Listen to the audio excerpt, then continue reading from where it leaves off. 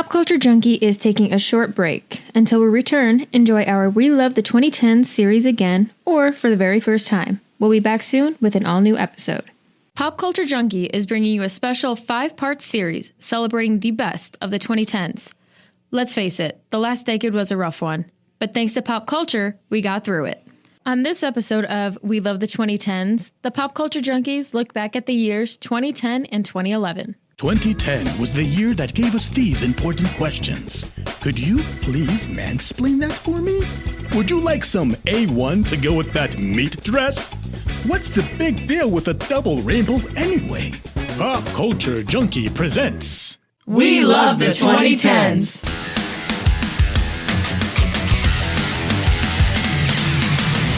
The movies, the music, the television, the technology, The trends, the memes. We Love the 2010s. So entertain me right now. I need it bad. You create the world of the dream. We bring the subject into that dream, and they fill it with their subconscious. One of the biggest movies from 2010 was Christopher Nolan's Inception, starring Leonardo DiCaprio, a movie that made us unsure what was real or a dream, much like my college years. After watching Inception, I felt like that's when everybody in the world started like trying to practice lucid dreaming.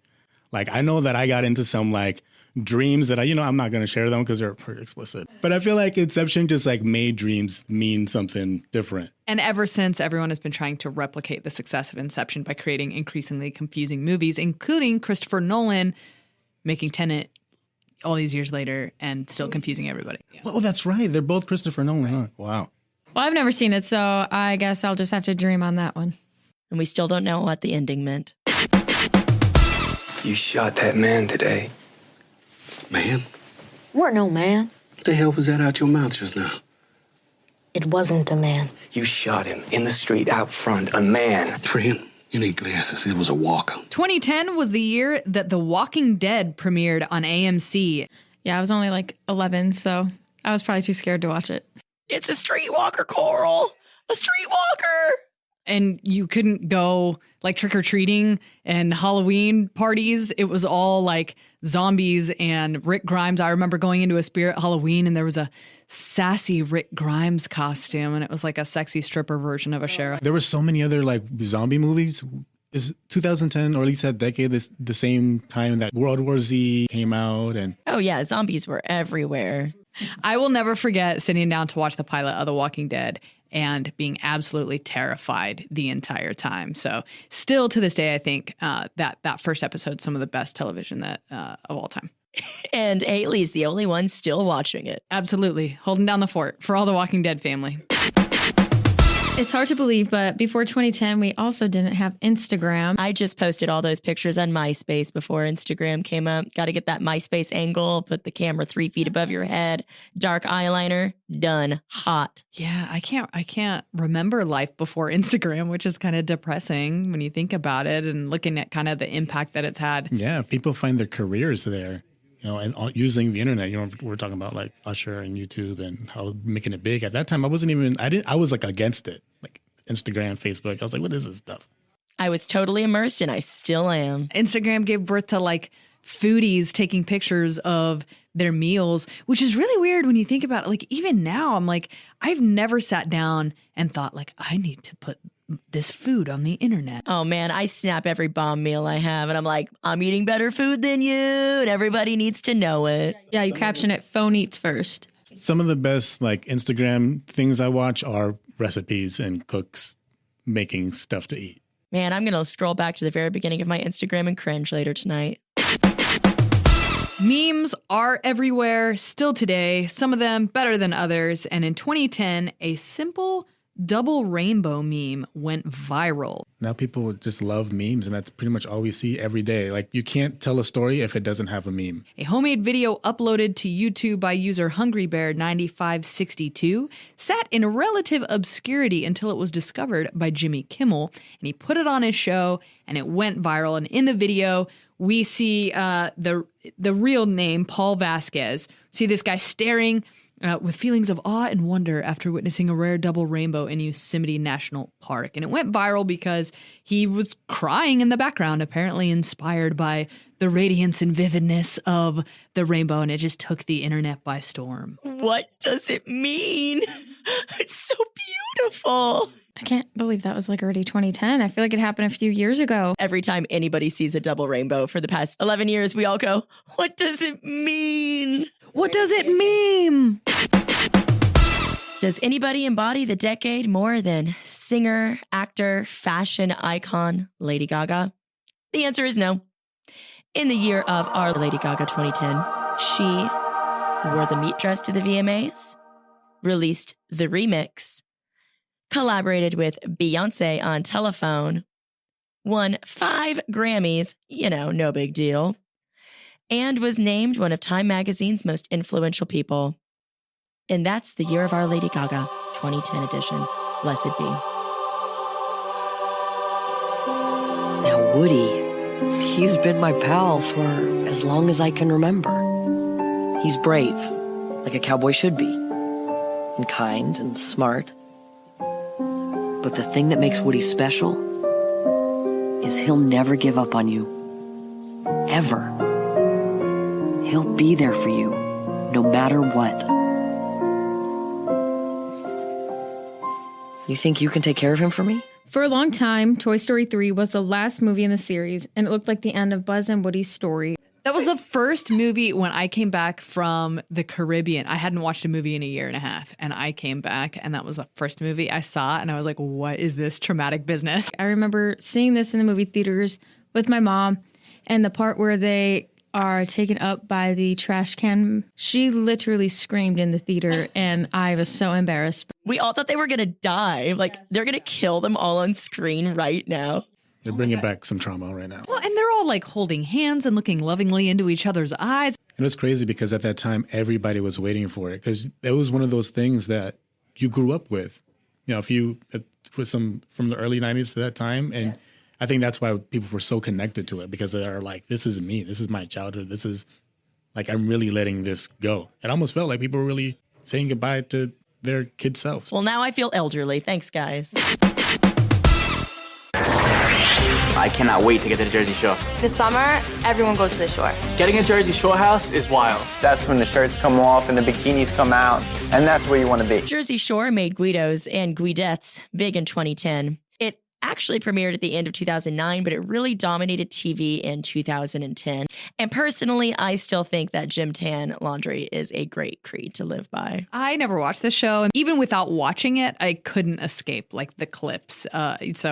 You knew what it was, even if you didn't see it. Everybody remembers The Situation and His Situation, Snooki, JWoww, Ronnie, and, Ronnie's girlfriend. Sammy Sweetheart. Ronnie, stop! The Jersey Shore is iconic, influential television, and everybody needs to watch it. Also in 2010, Katy Perry released her album Teenage Dream, and the song California Girl was the biggest of the 5 hits from that disc. Other songs included the title track Teenage Dream, and of course Last Friday Night, or TGIF, and probably Katy Perry's most famous song, Firework. She looked amazing with the ice cream bra. 2010 was the year that men decided it was going to be okay to be romantic, not in the gay way, but a bromance. A bromance reminds me of the song Guy Love between Turk and JD on Scrubs. That song, I guess you would say it went viral, but it was like the perfect example of a bromance. Just 2 guys love each other. I remember bromance as being something you strived for. Everybody had a bromance, and I made several bromances. Yes, I love seeing men emotional. I think it's a great thing for them and everyone around them. I think a healthy male relationship is something that should absolutely be stand, whether it's in a gay way or not. But men, express your feelings to each other more. Bring out that bromance. What are these things called? Silly bands. They're silicone bracelets that come in dozens of different shapes. French fries. Dolphin rocks. And at about $5 a pack, stores can't keep them in stock. Silly bands were all the rage in 2010. Everyone was wearing basically rubber bands in the shape of animals and plants and trees, and I remember having them, and we would trade them around school for ones that we wanted or didn't want, and it was pretty cool because then your whole forearm was just filled up with silly bands. This was like the Pogs of 2010, or like they were like kind of like friendship bracelets. And I remember kids had them, and then teenagers had them, and then I was an adult, and somehow I still had a bunch of silly bands, and I don't really know why, but they were everywhere. They're very incognito too, because like you put them on, you just think it's a rubber band, and then you take it off, and it's like a shape, a dinosaur, a star, a skyscraper, anything. See, when you're an emo kid like me, all you wore was just those plain black rubber ones, and you tried to collect as many as you could. That was my silly band. Psst. Want to buy some secret stuff? Want to engage in a transaction with some other consenting adult that you don't want the government to know about? That is easier now, thanks to Freedom 2.0, which brought us something called Bitcoin. Bitcoin hit in 2010, and it became a huge hit, even though none of us were quite sure what it was. And I'm going to be completely honest, I'm still not quite sure what a Bitcoin is. I might have some. I don't know. Bitcoin was the start of a new way to transfer goods, right?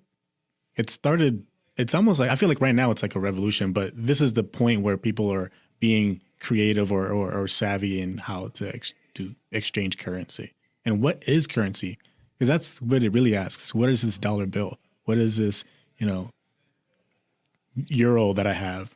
Yeah, I have no idea what it is, but I know a lot of people talk about it and spend their money on it. All I know about Bitcoin is that my husband definitely bought a large amount of it right when it first came out, was like, this will be an investment. And then a couple years went by and it wasn't worth anything. So he sold it off. And then he did the math like just last year. And if he had kept it, we would be very wealthy. In the 2010s, Marvel dominated cinema, releasing epic blockbusters every year. This is the Marvel Minute for 2010. 2010 was a slow year, though that would soon change. The second Iron Man movie was the only release this year, but it was huge. It grossed over $623 million worldwide, cemented Robert Downey Jr. as the definitive Tony Stark, and paved the way for Thor and the other Avengers to join the MCU the following year. You and her? It was just a phase. Just a phase? You had a sexy phase? It meant nothing. I didn't think it would count. It meant nothing? I was just a little bi-curious. Well, honey, I'm a little bi-furious.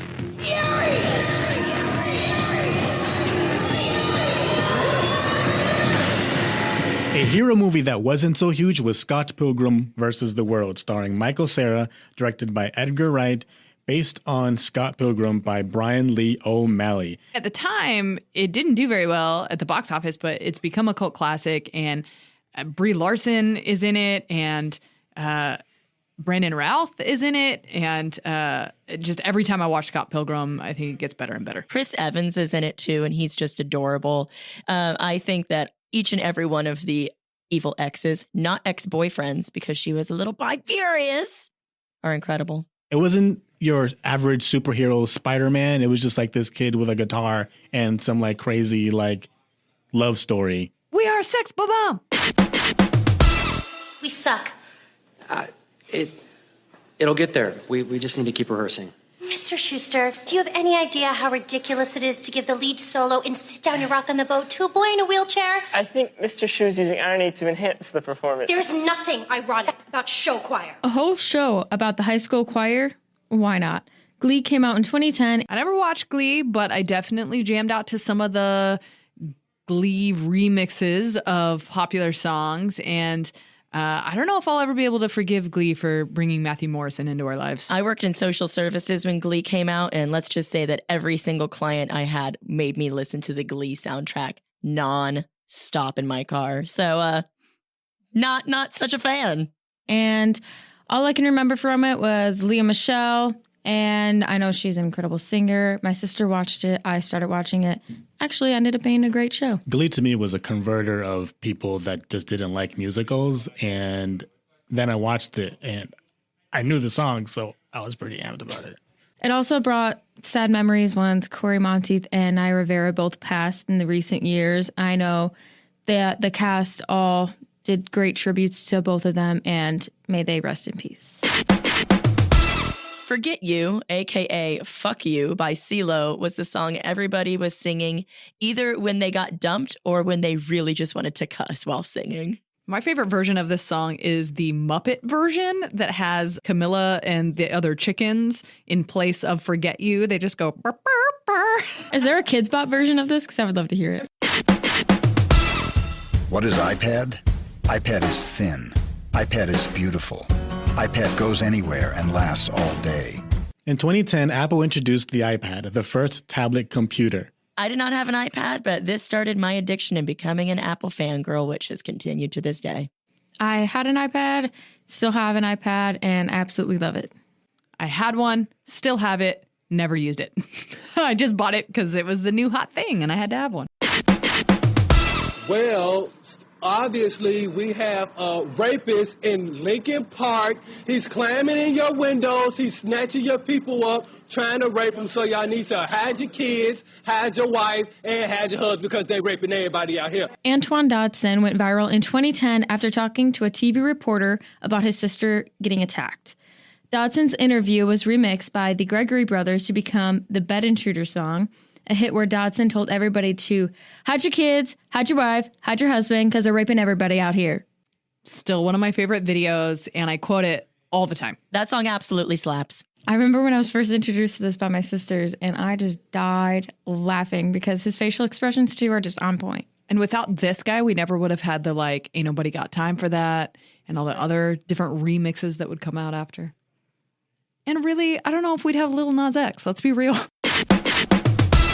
I know it would be better if Alex explained this to you, but mansplaining is when a guy tells a woman something that she definitely already knows. Oh my gosh, I totally get this. Being in a sports journalism major, I get mansplained all the time about sports as if I don't know what's going on when I'm watching the sport. If somebody came up to me on the street and tried to talk to me about how to do black lipstick or host a podcast, mansplaining. It's weird that mansplaining came out in 2010, or the term, considering it's been around since the beginning of time. I can imagine Adam being like, look, Eve, let me tell you about this fruit. I definitely have been the recipient of mansplaining at work and, in college. And thankfully, most of the men in my life have learned that I can fend for myself. Well, I don't know what you guys are really talking about, but how I see mansplaining. What do you call an older man who likes younger women? A man. But in 2010, we somehow decided we need a special term for a woman who dates younger men. Thus, the term cougar was born. I joke with my mom because she's a few years older than my dad, so I always call her a cougar. Don't know if she likes it or not, but I think it's funny. In 2010, cougars were goals. We even got a TV show called Cougar Town with Courtney Cox. And we had some famous cougars, I think, take the spotlight. Most notably, I think, was Demi Moore when she was dating Ashton Kutcher. I'm here for y'all cougars. Get yourself that younger man. Get what you need to get done. I don't know. Men are pretty immature, though. So I'm not sure if I would want to date a younger man when I'm old. Cougars are on the prowl, right? I'd be a cougar for Timothée Chalamet. I'd be a cougar for... Oh, wait, no. Just kidding. He's older than me, so he'd just be a man. Before we say goodbye to this year, let's take a moment to remember what we lost in 2010. We'd like to say rest in peace to the following. Corey Haim, we lost a lost boy. The show Lost left us stranded in 2010. The Kardashian card, it was a scam, and we don't miss it. See you in hell. And that's a list of who and what we lost in 2010. It always hurts to say goodbye. That wraps up Pop Culture Junkie's I Love the 2010s, year 2010. Catch you in 2011. We love the 2010s.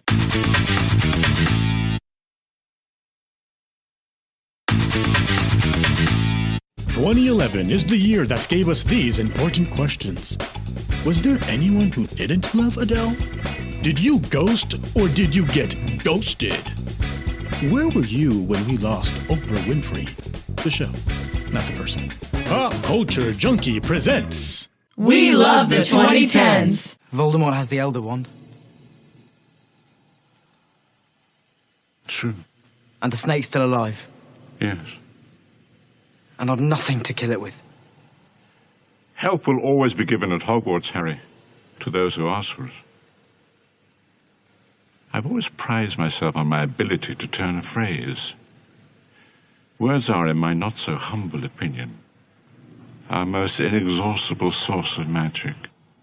Love them or hate them, 2011 was the year the last Harry Potter movie came out. It was Harry Potter and the Deathly Hallows Part 2. Pre-outwardly transphobic J.K. Rowling was such a time to be alive, y'all. We were thriving, and I absolutely cried my way through this movie. I'm a huge Harry Potter fan. I bawled my way through the books. I bawled my way through the movies. And this was back when J.K. Rowling wasn't problematic, and I could enjoy it without any sort of concern for who I'm supporting. And it was a good time. I miss those days. I definitely shipped Ron and Hermione hard. When we got to see them kiss, I was there for it. And then all these years later, J.K. Rowling would go on to say that they would be divorced. And it just added to the list of reasons I can't stand her.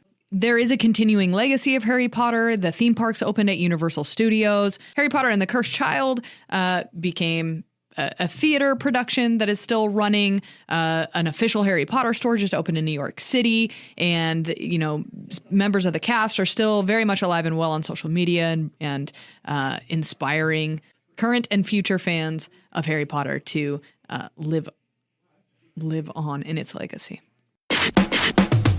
Was anyone bigger than Adele? In 2011, you couldn't go anywhere without hearing Rolling in the Deep. Yeah, I loved her first album. I thought it was very good. And I feel like she was a lot different than the artists that were out at the time. Woman's got a great voice and great hair. Not my kind of music, but she's talented as hell. I was slow to get on the Adele train. I think I didn't really start appreciating Adele until a few years later when Hello came out, and then that was everywhere. But going back, like, if you want to be in your feels at any moment in time, listen to Adele. Adele was great for me because she was growing up. Her albums were named after the age that she was, and I was around the same age when I was listening to it. And I loved her voice and automatically fell in love with her. She wasn't the skinniest or smallest singer out there, but she was always body positive, and now she is looking absolutely incredible in the body that she's in, and she's embracing everything that she has, and I truly appreciate that. She was looking right back then, too. So. Warning, the following program contains scenes of graphic stupidity among four friends who compete to embarrass each other. Impractical Jokers premiered in 2011, and it had everything from Joe Gatto, Sal Vulcano, James Murray, Brian Quinn, and they're all high school friends who do the craziest dares on each other.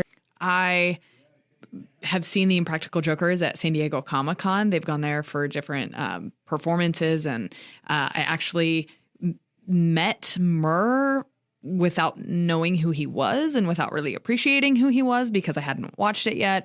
Impractical Jokers, hands down, the funniest show on TV. I did not start watching it till a few years ago, but it has become my favorite show because if you ever need a good laugh and you turn it on, you could watch the episode 20 times and still laugh every single time. If I am having a bad day, I can turn it on and it will turn it around. My husband and I always joke that True TV, which is the network that Impractical Jokers is on, should just be called Impractical Jokers TV because it's the only reason that the network exists. Like, if you can turn on True TV at any given time of day and there will be an Impractical Jokers marathon, and they go on tour and they've written books and they do stand-up and they're just amazing. Great show. If you haven't watched it, get into it. When the craze began, it seemed like harmless fun. Planking involves balancing while stretched out on everyday objects or places, posing for a photo and posting it online. But when it became dubbed a sport, it soon became competitive, with people posing in ever more dangerous locations. It's hard to believe, but in 2011, just lying down became all of the rage. Planking was like the TikTok dances of today, except you're just standing or laying anywhere. Planking was pretty big with our friends. It was just a stupid way to take pictures. I'll never forget the Office episode about planking. It's instant classic. Planking is literally just laying flat on a strange surface and having somebody take a picture of it. Yes, definitely a flashback. I was in 8th grade at the time, and obviously as 8th grade preteens, we planked on the desks, the chairs, anywhere in the hallway, anywhere you could find a place to plank, we planked. It was great because it was so harmless. The challenge was just to lay on stuff. And like, you know, teaching high school just a couple weeks ago, the big TikTok challenge was to destroy and steal stuff. It was called Devious Licks, and it was all about who could steal the biggest things. And we had students pulling up entire like toilets and stalls out of the bathroom. They pulled sinks out of the walls, all in the name of TikTok. So I would kill to go back to planking. You know, I feel like I would be pretty good at planking because honestly, laying down is what I spend most of my time doing anyway.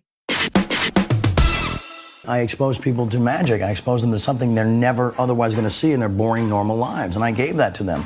I may forget about them tomorrow, but they'll live with that memory for the rest of their lives. And that's a gift, man. Charlie Sheen went from reasonably cool to totally embarrassing in 2011. He may have thought that he was winning, but between Tiger Blood and all of his other crazy antics, he just proved how crazy he always was. Charlie Sheen is an enigma to me because I really want to dislike him, but my goodness, he must know that he's ridiculous. And he became so much more famous that year. And you know what?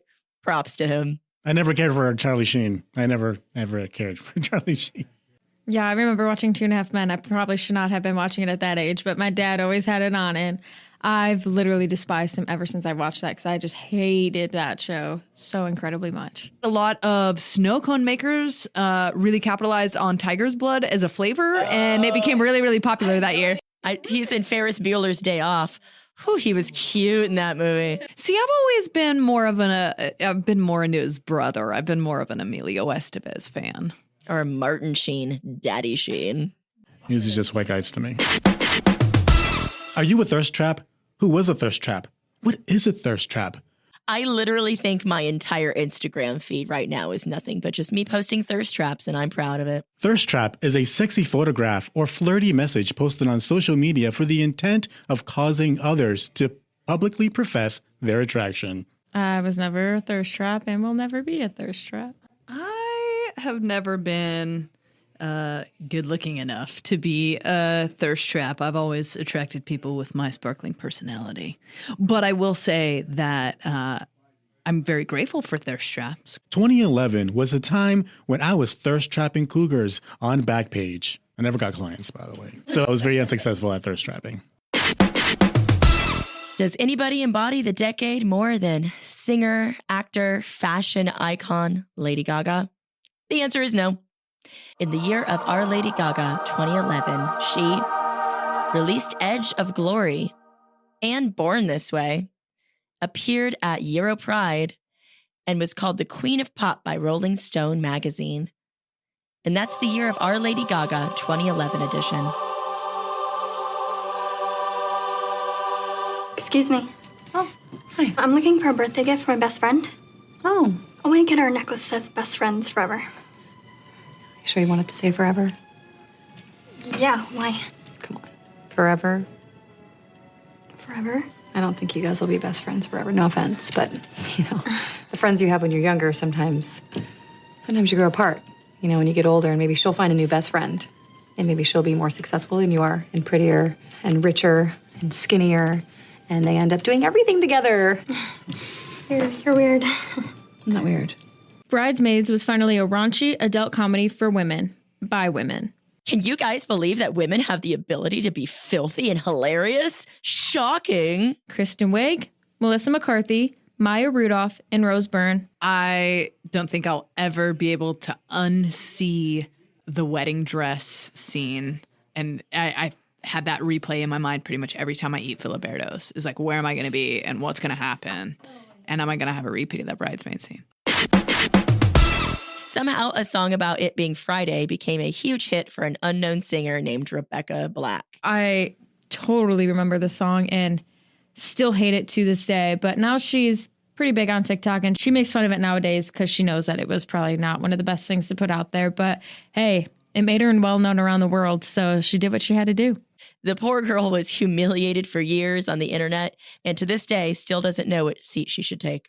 I feel like everything with this song was like a cautionary tale of like wanting fame and being young and wanting notoriety and seeing what happened to her. And she really had to deal with like a lot of hate and abuse and bullying from people online. And I remember looking at that and thinking at the time, like I was doing a lot of like singing and songwriting and playing at like local spots and I was like an aspiring musician. And I remember looking at that whole thing and thinking like, oh my gosh, like what's it worth, So I feel like maybe some of the kids kind of saw that and thought, maybe I need to be cautious. At that time, to me, Friday was a movie franchise starring Ice Cube and Mike Epps. There is a town in Maine. I'd like a room.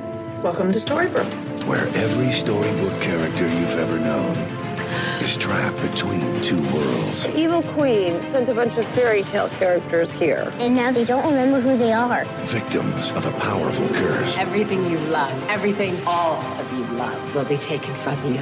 Only one knows the truth, and only one can break her spell. What if Disney characters lived in the real world, sort of, and there were weird relationships and mysteries and stuff? That's kind of what we got from the show Once Upon a Time, set in the fictional town of Storybrooke, Maine. I was really big into Once Upon a Time when it first came out. The first few seasons were pretty strong because we didn't have anything like that, really. I absolutely loved Once Upon a Time, but mostly because there was some eye candy by the name of Colin O'Donoghue, a.k.a. Captain Hook. Oh my goodness gracious. If Rahul Kohli ever turns me down, Colin O'Donoghue, please give me a call and put on the guy liner. But in the later seasons, especially when they brought in the Frozen storyline to try to appeal to kind of a wider audience because Frozen was such a hit, the show really went off the rails. It lost sight of what it was trying to do in the first place and tell a cohesive story. So it really became victim to just kind of spiraling and the plot getting really loose, and then ended up jumping the shark and probably should have been canceled a lot sooner than it was. My Little Pony is a horsey toy with long, colorful hair you can style, and the star of the TV show called Friendship is Magic. So, obviously, it was made for adult men. I watched a documentary about bronies. I've actually known a few bronies, IRL, as they say. And I watched the documentary to try to understand why grown men would be so into My Little Pony, Friendship is Magic, because my daughter got really into it, but she was like, a 2-year-old girl, the target demo. And so I was like, what is it? What is it about this show? And I watched about half of the documentary and then I had to turn it off because I just couldn't. It didn't make any sense. I still don't get it. I don't get the brony thing. I am absolutely here for breaking down gender roles and people liking whatever they like, but I am sorry, the whole brony thing creeps me out. Honestly, I just, everything that they would say that they loved about My Little Pony, I kept thinking you can get that from something else that's made for adults. And some of them were so hardcore. I mean, they had the tattoos, they had their whole bedrooms were like bed sheets and pillows. I think it's somewhat, I don't, everyone do you and live your own life. But I think it was somewhat of Arrested Development or kind of Peter Pan syndrome and not really growing up.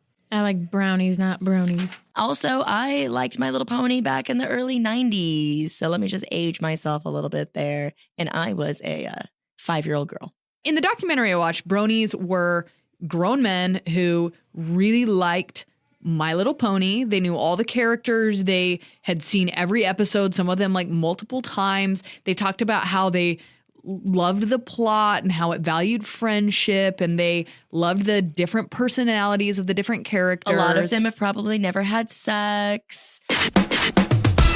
You only live once, or #YOLO, became a way to justify doing something reckless, expensive, or just plain stupid in 2011. Wasn't YOLO born from like a Drake song or something? Whenever I take too many shots, make a bad decision.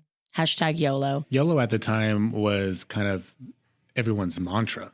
Like you wake up and we either make great decisions or horrible decisions, but whatever, YOLO. I will fully admit that I still use this slogan in my life because YOLO. Yeah, I feel like YOLO now is a way to instantly age yourself and let everyone know that you're, an elder millennial. I do remember also that Zac Efron got a YOLO tattoo around 2011, and I really want to know if he still has it. Hit us up, Zach. The first recorded instance of someone dying taking a selfie happened in 2011 when 3 teens tried to take a selfie posing by an oncoming train. They weren't the last either. According to Wikipedia, there have been over 250 selfie deaths between 2011 and 2017. This is still very much like a part of our culture. I just saw a video that Machine Gun Kelly posted, like a point of view video at a concert where he climbed up one of the big like scaffolding things with no harness, no nothing. He just climbed up to the top of it. Then he wrapped his legs around it and he hung upside down and he sung one of his songs. And I was like, you are worth so much money. You are crazy. And the top comment on the video was like, that must be some good coke for you to get up there. Because I cannot understand. Like, there is nothing worth. I'm not an adrenaline junkie. People dying at the Grand Canyon, the Arizona Wildlife World Zoo, like climbing into animal pens. I just got to tell you, fans, there is no selfie worth dying over. I mean, maybe if it gets like 1 million likes, but even then, there is no selfie worth dying over.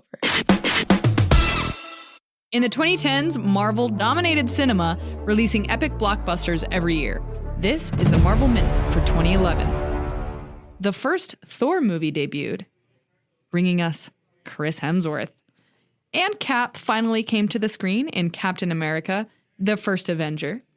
Nicolas Cage returned in the Ghost Rider sequel that no one asked for. And the sort of Marvel movie X-Men First Class came out and introduced us to a whole new cast of X-Men and included an epic cameo from Hugh Jackman as Wolverine. The guardsmen just rode in from the hills. They captured a deserter from the Night's Watch. Get the lads to saddle their horses. Do you have to? He swore an oath, Cat. Law is law, milady. Tell Bran he's coming too. Ned, 10 is too young to see such things. He won't be a boy forever. And winter is coming. Game of Thrones became a sensation on HBO in 2011. Based on the insanely long book series by George R.R. Martin, this television show became something that I feel every person was watching. Went to Comic-Con and it was everywhere, all the time. I loved Game of Thrones the entire time it was on. There are a couple scenes that I will never watch again. You know who you are, eyeball poppin' scene. Yeah, everybody was watching Game of Thrones. I'm the weirdo that never watched it. And I still feel a little ostracized from society for having never watched it. Game of Thrones gave us Jason Momoa, gave us lots of nudity, which was kind of cool, especially when we started seeing some dudes in there too. Started out with a lot of boobies, and then all of a sudden you see some Hodor peen. So, thanks, Game of Thrones. I thought there was just dragons. The little dolls with the big heads, Funko Pops, first appeared in 2011 and became a collectible sensation. Most expensive one is valued at over $13,000. I love Funko Pops. I have a good amount of them, especially my Buffy and my Spike. They stay and I have them in a little weird kissing position on my shelf. So a little insight into my bedroom. There is something really weird about Funko Pops in that, like, you can't get just one. They are the Pringles of toys. And when I get one, I have to get like the set of them. So I've got like the WandaVision family and I've got my X-Files set of Funko Pops. Maybe one day I'll be famous enough to have my own Funko Pop and I will gift you all one.